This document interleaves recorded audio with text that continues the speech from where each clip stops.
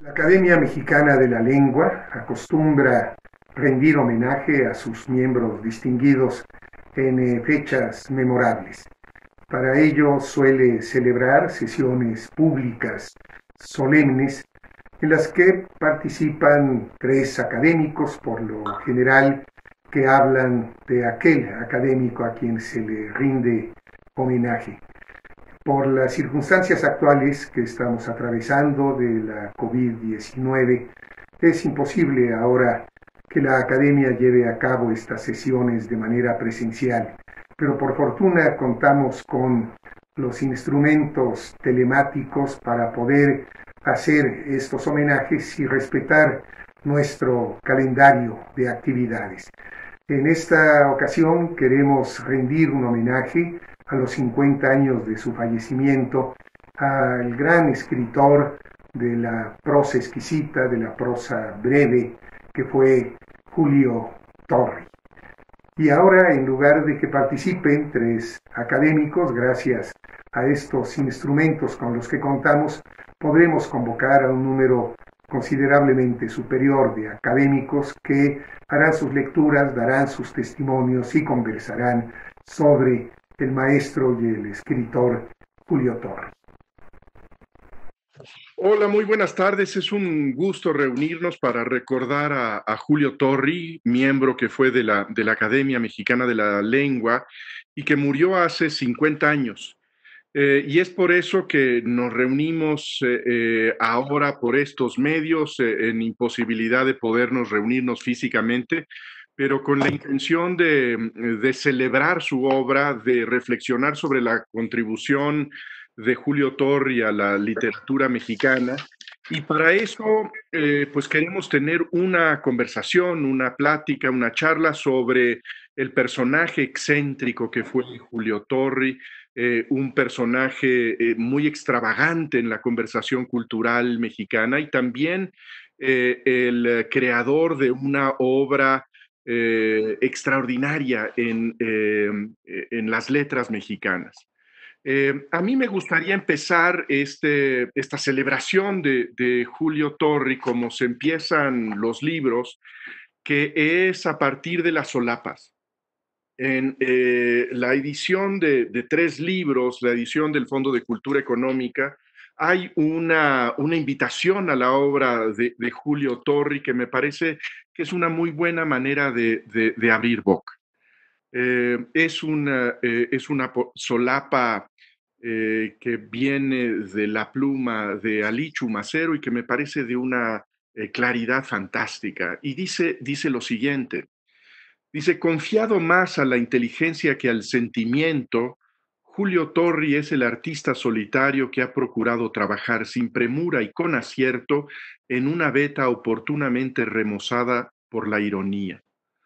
Todo lo toca impulsado por el afán de percibir a su alrededor el dibujo de los contrastes, la penumbra y el relámpago que en un mismo objeto conviven, el juicio intencionado que señala los polos de una afirmación, el apego a la maldad insinuada en contraposición con la misericordia que nace de lo ingenuo. Creo que es una buena manera de entrar en materia y me gustaría arrancar con Margot Glantz, empezar con el recuerdo, el testimonio de Margot, que fue alumna de Julio Torri hace algunos años en la Facultad de Filosofía. Qué nos podrías contar, Margot, de el profesor Julio Torri? Bueno, yo era una chica, muy chica, era una adolescente casi, y tenía yo maestros muy aburridos. Julio Jiménez Rueda, Velar, eh, Torri y se me olvidó el otro, bueno. Y tenía maestros maravillosos como Paco de la Maza, como Justino Fernández, como Gauss. Y Torri era como muy desvaído, muy aburrido, un hombre muy pequeño, muy delgado, casi imperceptible, muy pudoroso, que tenía unos anteojitos que se quitaba y se ponía constantemente, y todo el tiempo estaba leyendo en libros muy antiguos. Yo me acuerdo mucho la lectura del Alexandre y de las crónicas de Pedro el Cruel.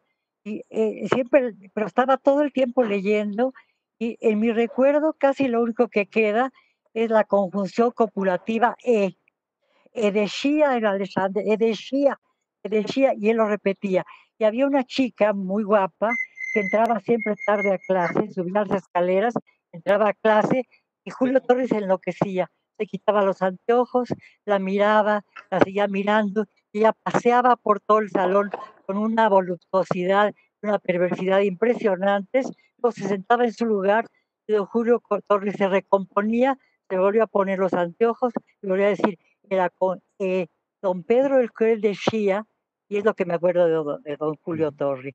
Luego, obviamente, con el tiempo, como profesora de literatura y amante de la literatura mexicana, me di cuenta de la extraordinaria figura que era don Julio Torri, al que a veces veíamos andar en bicicleta, porque además de ser muy delgado y muy fino, era un gran ciclista y jugador de tenis. Y ahí El, me quedo. el ciclista es un aprendiz de suicida, dice en ese ensayito precioso, muy breve, sobre el arte de andar en bicicleta, ¿no? Sí, sí, Felipe Garrido también, Felipe, tú fuiste también alumno de Julio Torri. Qué nos cuentas? ¿Qué nos puedes Yo compartir fui al de... mismo tiempo alumno de Margot Glantz y de Julio Torri, porque para cuando yo ingresé en la facultad en 61, Margot ya era maestra de la facultad, entonces ella fue mi maestra y Julio Torri fue mi maestro. Margot era una maestra divertida en esta clasificación inmediata que estamos haciendo. Y Julio Torri era terriblemente interesante, porque Julio Torri se paraba en la orilla de la tarima como si fuera un clavadista de 10 metros, con la punta de los pies, se tapaba la cara con uno de esos libros antiguos que cuenta Margo que llevaba, probablemente el mismo Alexandre, eh, estaba sordo, prácticamente no veía, y entonces el libro tenía que ponérselo a 3 o 4 centímetros de la cara para poder leer. Pero en su lectura había algo muy especial, en su lectura había algo muy profundo.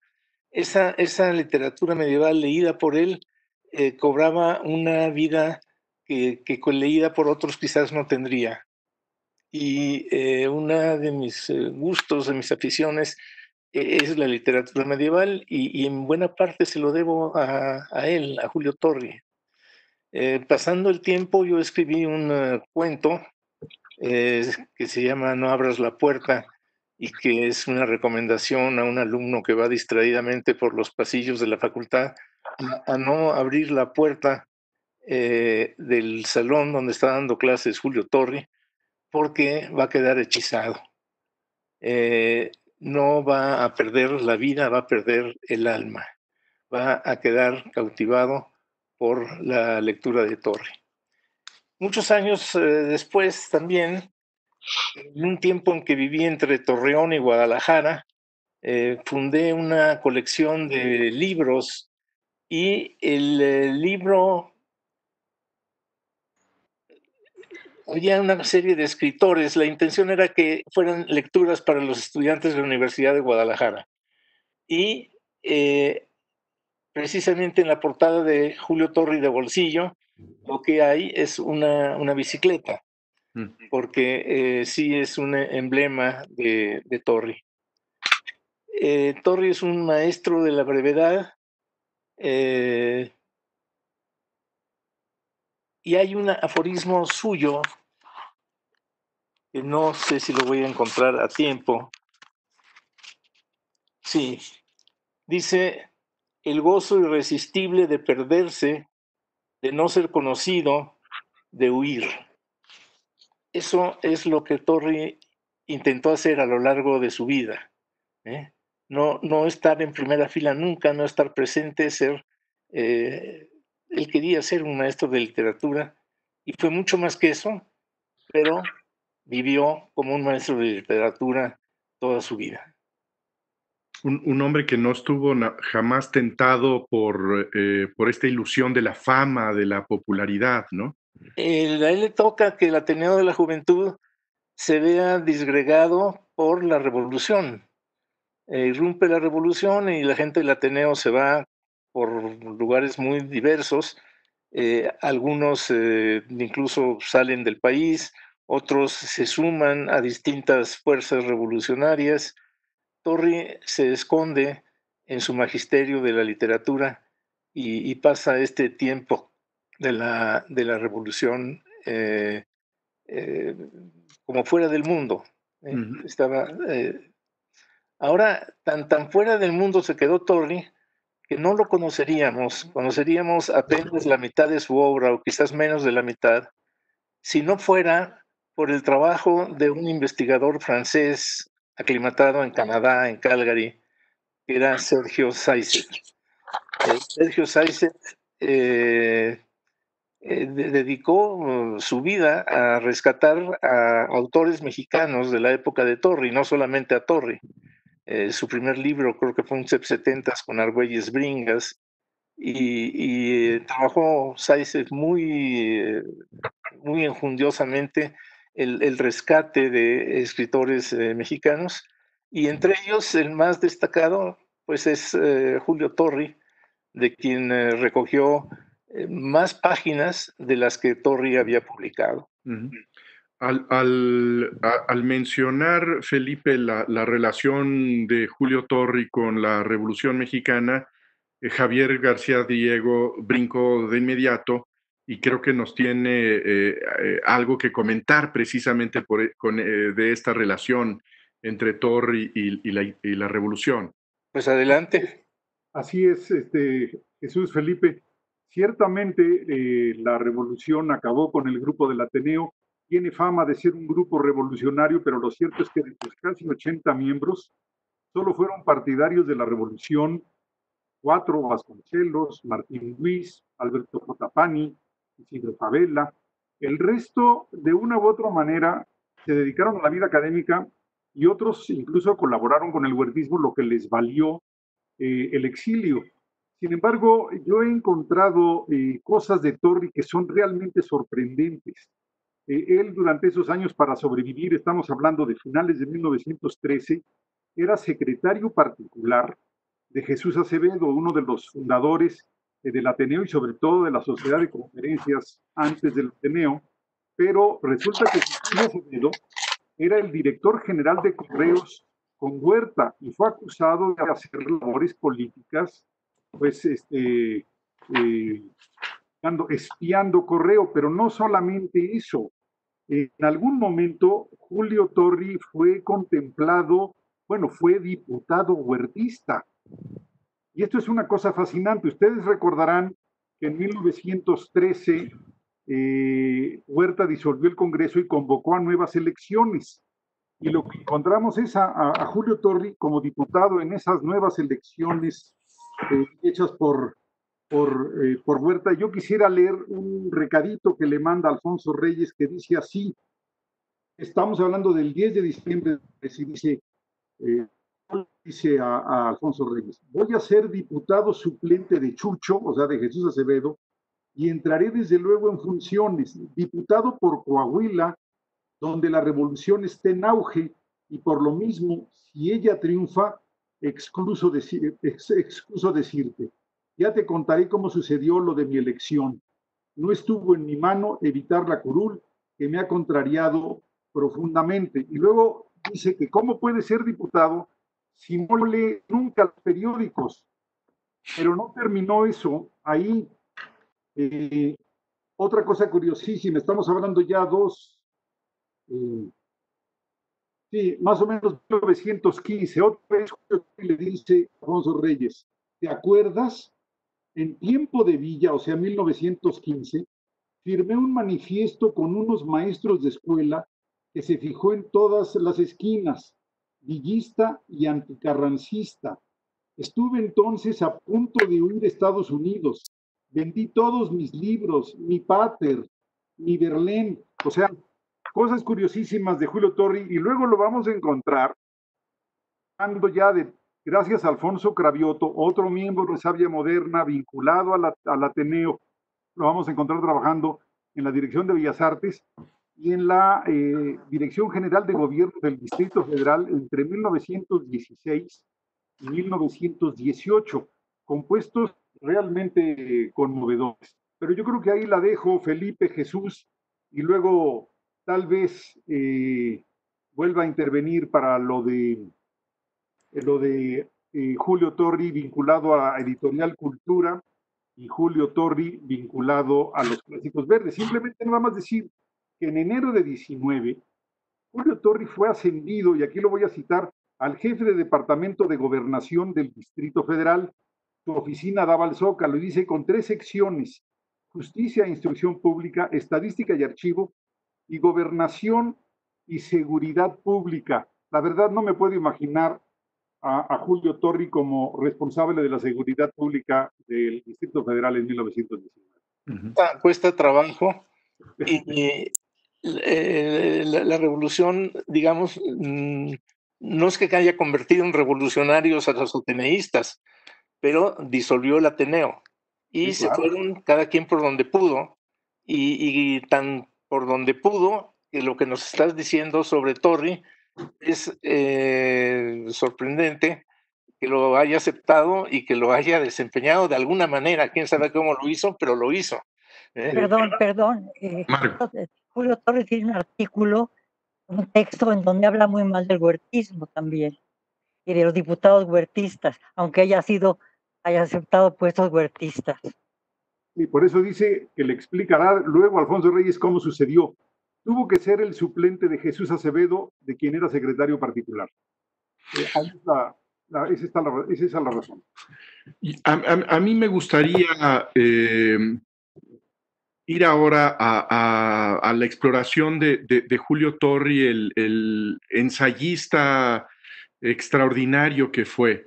Y me gustaría preguntarle a Liliana Weinberg, que en este momento le damos la bienvenida en su primer evento público como integrante de la Academia Mexicana de la Lengua, para que nos hable del ensayista, este escritor único que exploró esta beta quizá inglesa del ensayo corto, en donde hay una inteligencia sintética admirable. No sé si nos quisieras hablar de esto, Liliana. Sí, por supuesto, empiezo por decir que estoy muy, muy feliz de estar con ustedes hoy recordando a Torri. Y en efecto, pienso que la bicicleta y el tren, como bien lo han comentado aquí y como aparece en un extraordinario texto de Margo, representan de algún modo las grandes operaciones de Julio Torri prosista. Por un lado, la bicicleta, una máquina perfecta, leve, rápida, que hace ostentación del wit, del ingenio tan inglés que era tan de Torri, nos muestra una de las facetas de este Torri que a partir del Ateneo de la Juventud, con sus maestros muy jóvenes, casi tan jóvenes como él, aprende a leer al ensayismo inglés por consejo de Pedro Enrique Sureña, lee a los grandes autores alemanes y se nutre de un estilo que cada vez se va desapegando, haciendo cada vez más leve, más exquisito, va deslastrando cosas, ¿no? Por ejemplo, uno de sus primeros textos que habla de la imperfección de los fusilamientos pasará muy pronto a ser de fusilamientos. Entonces, hay muchos elementos que Torri nos dejó como ejemplo. El quitar, el restar muy borgianamente, aligerar los textos, deslastrarlos, permitirles que vuelen, convertirlos en máquinas de relojería perfectas. Y por otra parte, un Torri que si por un lado lee autores clásicos y modernos, no solo los franceses, que eran, según Enrique Sureña, los que dictaban la moda de la literatura, los franceses, que había que empezar a leer otras tradiciones literarias, y además el tren, por ese tren al que dedica también un texto muy hermoso, ese tren que pasa y que representa tanto la revolución como la modernidad, un tren que tratamos de no perder, pero que tal vez nos puede dejar. Y es ese otro Torri muy ligado a México, muy ligado, haciendo un puente entre el Ateneo de la Juventud y lo que vendrá después, muy ligado a esa otra beta importantísima también para el ensayo, que es la edición, en la que él participa tanto junto a Vasconcelos como a través de revistas, a través de La Nave, una publicación que Reyes llamó De feliz memoria y de triste naufragio. Entonces, un Torri que va escribiendo ensayo, dialogando con su época, dialogando con todo un trabajo editorial que pasa por la lectura, por la antología, por los prólogos, por la participación en revistas, en proyectos editoriales, y luego junto con Vasconcelos, en efecto, se hace cargo también de, entre 1921 y 1924, fue director Torri del Departamento Editorial de la Secretaría de Educación Pública por designación de Vasconcelos, y es allí que se acerca a la colección de clásicos, los clásicos verdes, que creo que de ello nos va a hablar Javier, la revista El Maestro, las lecturas clásicas para niños, y también en otra beta, la colección Cultura, en la que, por ejemplo, publica los cuentos de Andersen. Para mí es importante señalar que el ensayo tiene estas dos vertientes. Por una parte, pulir, armar textos perfectos, como su propio texto sobre el ensayo breve, y por otra parte, trazar redes de diálogo, apostando por el libro, por el proceso editorial, por el trabajo editorial, que fue, creo, la forma que muchos de los ateneístas se encontraron para hacer un puente entre generaciones y entre proyectos. Me atrae mucho esta pista que nos das, Liliana, del escritor que dialoga, que dialoga no solamente como profesor ante los alumnos y ante los otros escritores a los que edita, sino también como un hombre que se expresa a través de las cartas. Si uno revisa las obras completas que publicó el Fondo de Cultura Económica, pues buena parte de la panza de este libro tiene que ver con una escritura personal, amistosa, que no está dirigida al público. Y que tú, Adolfo, has leído con muchísimo interés las cartas con Alfonso Reyes, las cartas con Enrique Sureña. No sé si por ahí quisieras tú platicarnos cosas sobre Torri. Sí, bueno, retengo de todo lo que se ha dicho, en primer lugar, el tema de la discreción. Esta idea del hombre que en lugar de querer aparecer, quiere desaparecer. Eso le da, digamos, una gran modernidad. Por otra parte está el lado de este lector, que no es un lector privado, que no es un lector escondido,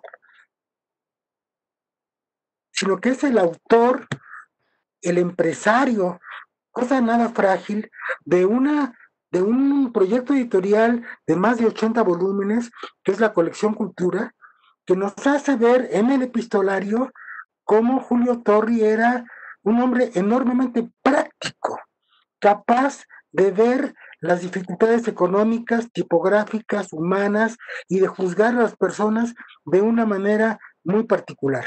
Y por otra parte está el escritor, este escritor que escribe, vamos a decir, sin que la gente se dé cuenta, y que en realidad lo que está haciendo es reescribir o desescribir lo que está pasando. El texto, por ejemplo, de Fusilamientos es precisamente emblemático, que citó Liliana, de esta forma de leer la Revolución Mexicana en una forma irónica. Y ahí conecto el tema, digamos, de la importancia literaria de Julio Torri como el gran introductor del poema en prosa no solo en México, yo diría en lengua castellana, pero decir poema en prosa es decir Baudelaire, es decir Aloysius Bertrand, y es decir una capacidad de subversión y de trastocamiento de la realidad. En ese contexto, el epistolario de Torri, que está tanto en las obras completas como en el epistolario que hizo Zaitsev, es esencial para comprender la figura de este señor, que era, por una parte, una especie de licenciado vidriera, frágil, tímido, apocado, y por otra parte, un férreo empresario que llevó adelante los 80 volúmenes de la colección Cultura y que tuvo que hacer maravillas para sacar adelante cada uno de estos volúmenes. Y en medio está el amigo, el hombre que es capaz de echarle la mano al escritor, que no le gusta como escritor, pero sabe que es un ser humano digno de ser ayudado. Y en ese sentido, es muy interesante ver cómo él se sobrepone a los maltratos de los alumnos. Desde 1914 le dice a Alfonso Reyes en una carta: ya recibí mi bautismo de sangre, es decir, me dieron mi primer gizazo. Es decir, andar de maestro en 1914 no era tan sencillo. Pero a pesar de todo, él tenía la capacidad de hacerse amigo de esos alumnos. Entonces, esta figura compleja de un escritor que tiene una literatura, vamos a decir, azorinesca, pero que esta literatura azorinesca, cortada, recortada, concisa, compacta, la eleva a una segunda potencia con un grado de corrosión intelectual. Y esa corrosión intelectual tiene que ver, yo creo, con su sentido del placer, del erotismo, de la sensibilidad.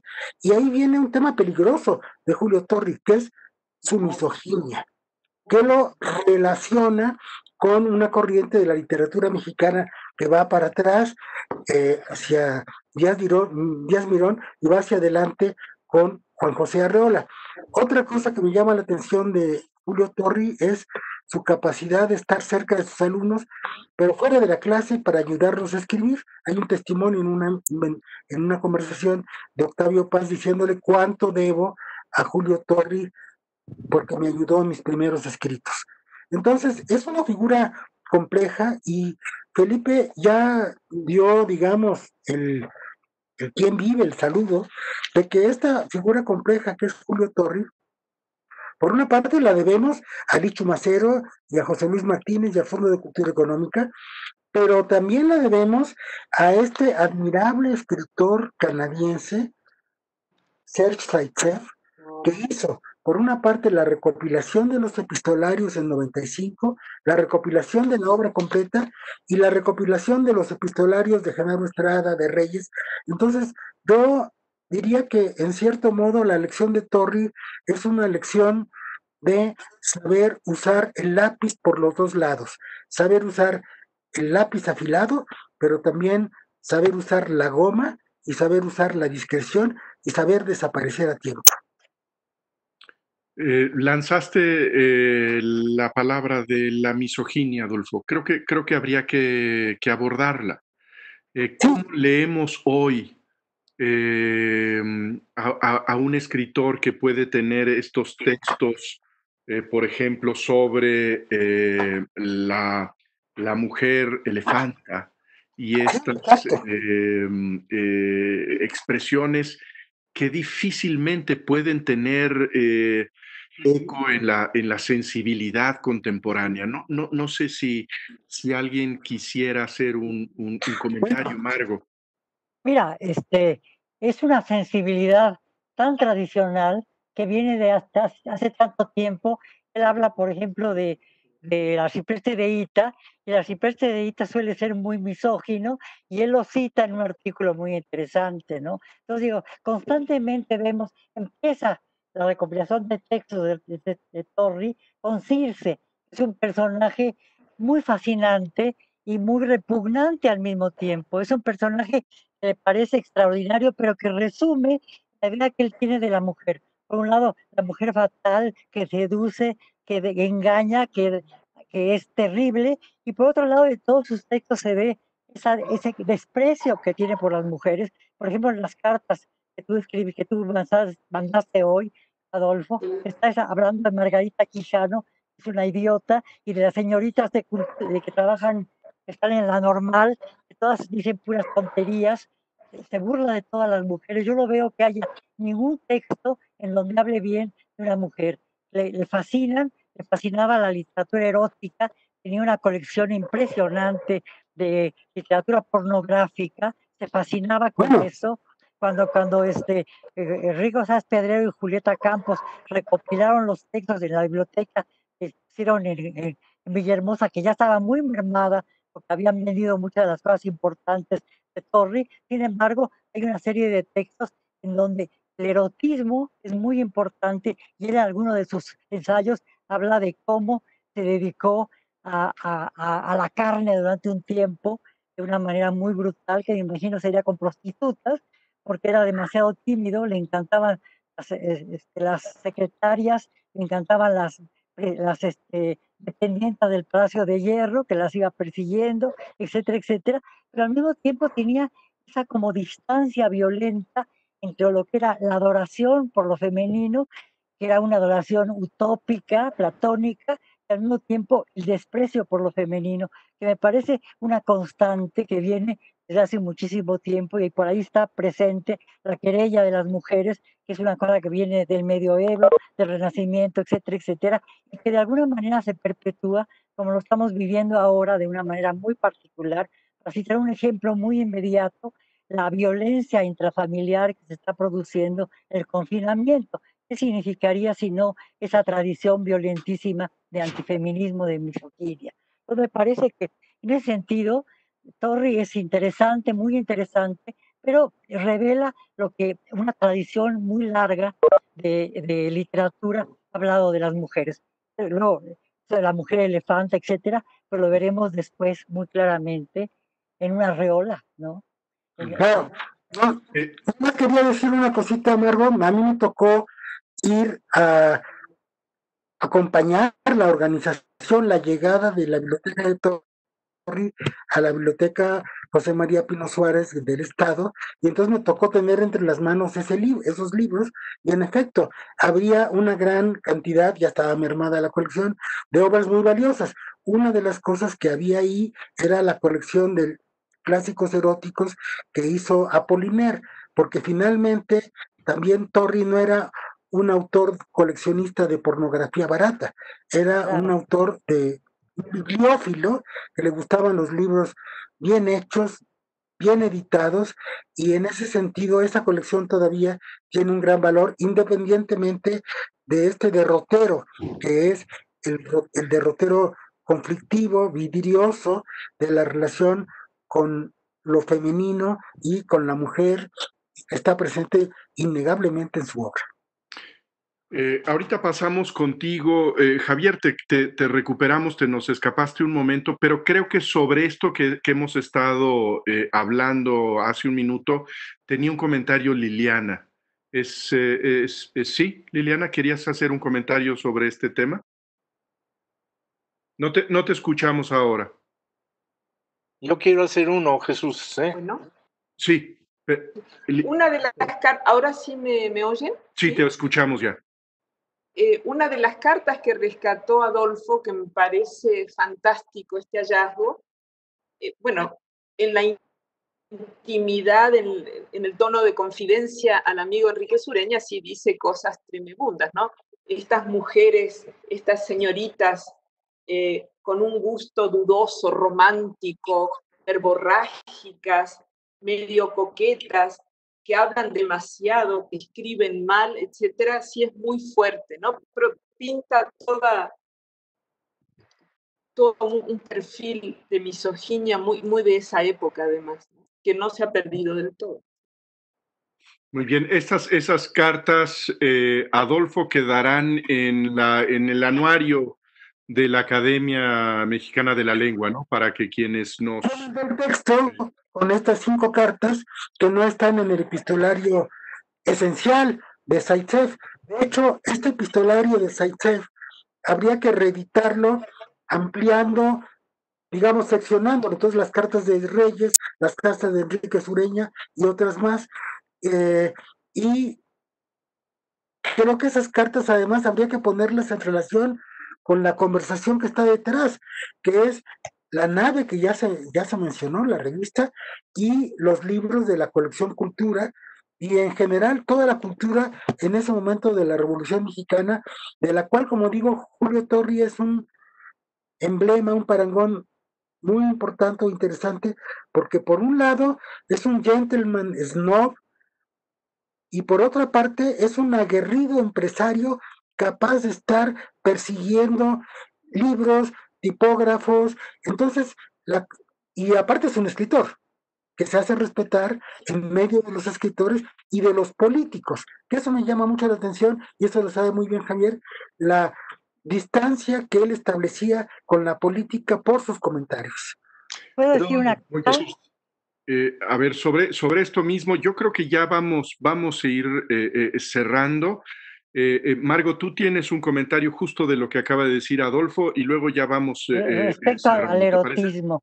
Me parece muy curiosa la relación que tenía desde el punto de vista crítico de Torri con Rebolledo. Rebolledo fue un escritor que manifestó un erotismo verdaderamente excepcional en una época en que el erotismo, dicho como lo decía él con su poesía y sus novelas, era muy tabú.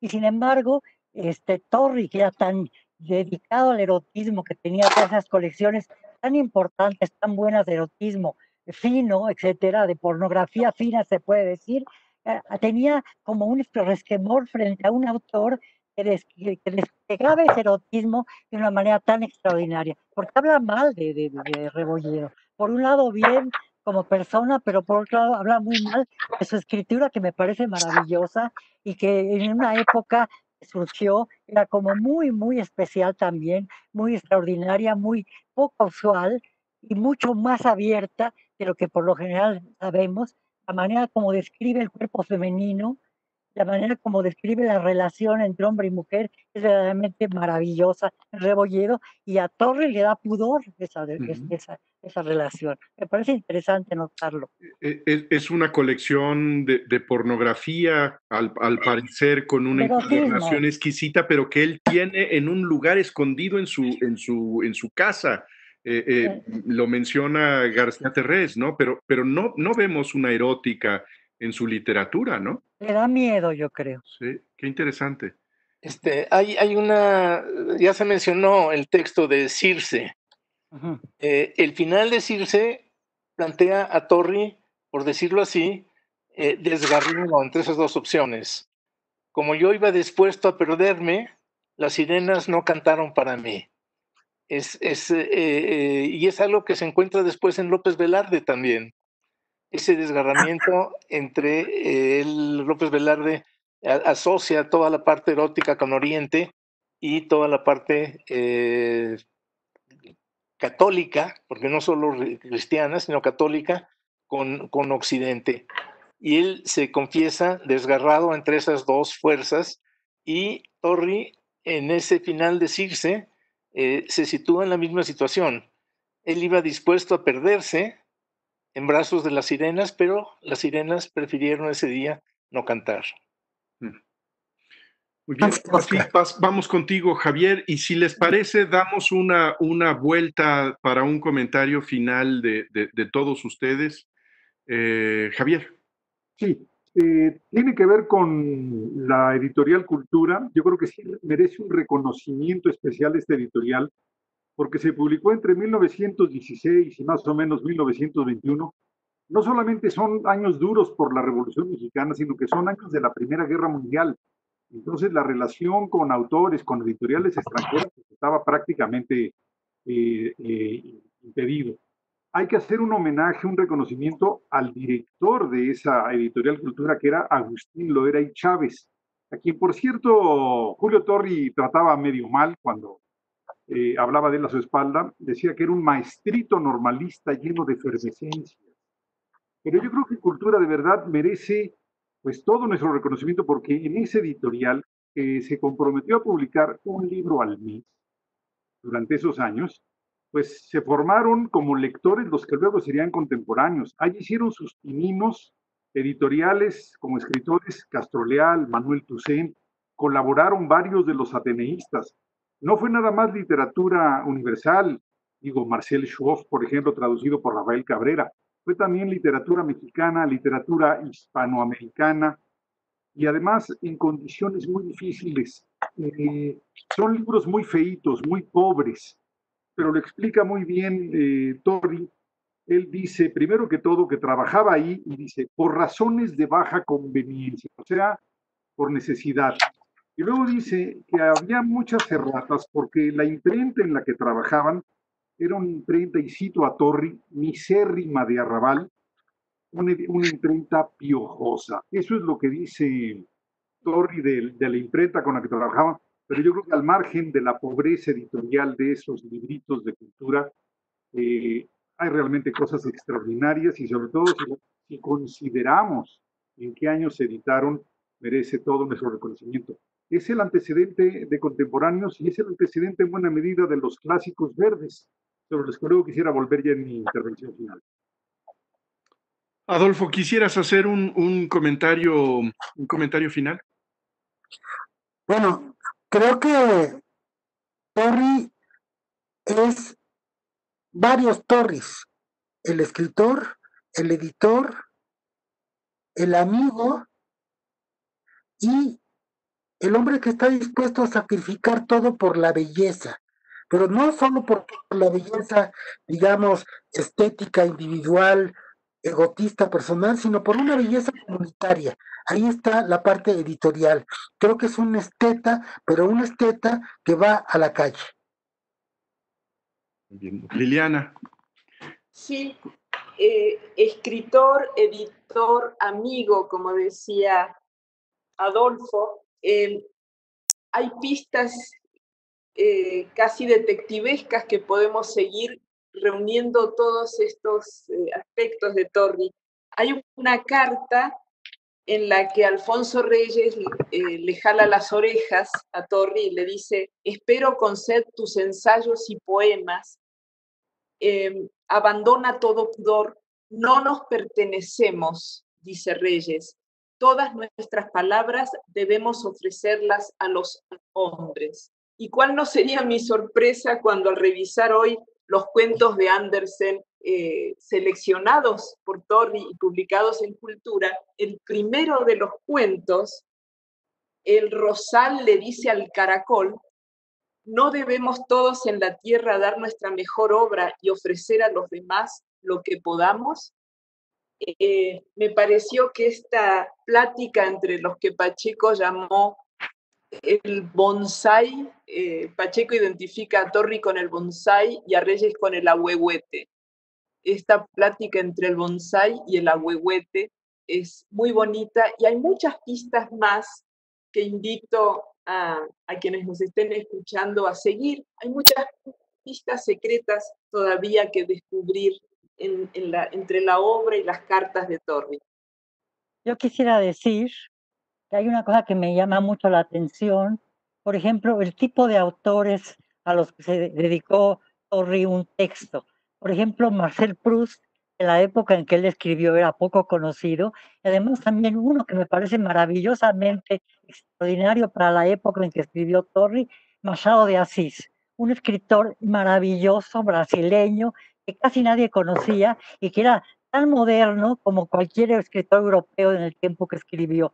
Y Julio Torri no le basta con analizar a Machado de Asís, sino que traduce un fragmento de Machado de Asís, como en general también traduce fragmentos de muchas otras gentes. Y también nos faltó hablar del gran traductor que fue Torri, que traducía del inglés, del francés, del alemán, y sabía muchísimos idiomas y los traducía perfectamente. Y creo que en ese sentido Él también tradujo podríamos abundar en eso.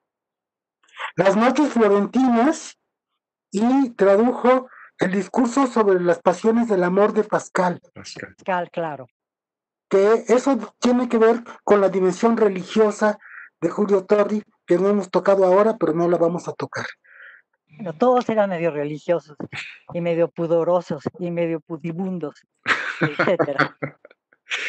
Felipe, ¿algún comentario final? ¿Qué tiene Torri para el lector de hoy? ¿Qué tiene Torri para, más allá de las leyendas que hay alrededor de él y de lo que se sabe, sus relaciones, sus trabajos, todo? El lector frente al texto de Torri en seco, digamos. Yo diría que Torri es un enorme maestro de cómo no hay que usar palabras que no hacen falta. Torri, ya lo hemos dicho ahora mismo, cada vez que publicó o republicó un texto suyo, lo fue despojando de palabras. Y yo señalaría eso como una virtud enorme, y que un lector de este momento, al enfrentarse a los textos de Torri, debería estar atento a esa economía del lenguaje en la que Torri es un auténtico maestro. Pues muy bien, no sé, Javier, te quedas con algo que nos quieres compartir, cuéntanos. Sí, tiene que ver con algo que dijiste, Jesús, respecto al ensayismo inglés, y tiene que ver con la colección de los clásicos verdes de Vasconcelos. Como ustedes saben, los clásicos verdes son más o menos 17 tomos, básicamente clásicos griegos, Goethe, y luego algo sorprendente, Rabindranath Tagore, pero no hay ningún autor inglés. No está Shakespeare, no está Milton, y esto fue Vasconcelos. Torri le cuenta otra vez a Reyes, le dice, platicándole de sus experiencias cuando trabajaba con Vasconcelos en el departamento editorial, le dice lo siguiente: no acepta nada fuera de su sistema. Todos los libros ingleses los encuentra mediocres y para uso de las clases egoístas y acomodadas.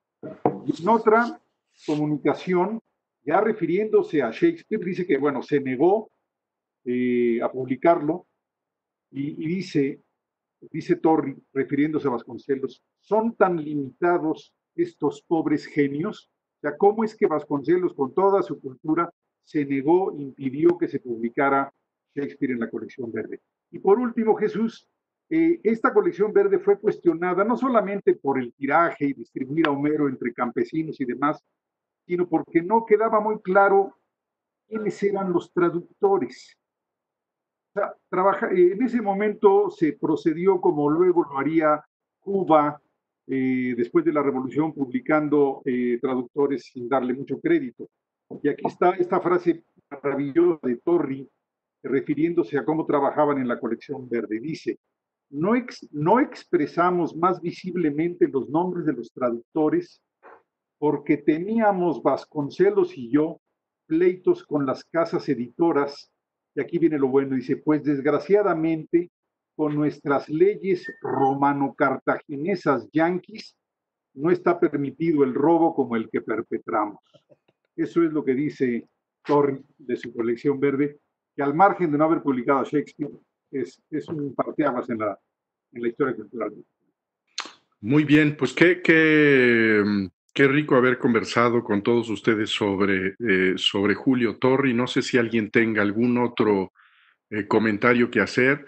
Si no hay nada más que agregar a la conversación, yo quisiera simplemente dejar como últimas palabras un aforismo de Julio Torri, que dice lo siguiente: no hay que envanecerse nunca de una incomprensión. Muchísimas gracias.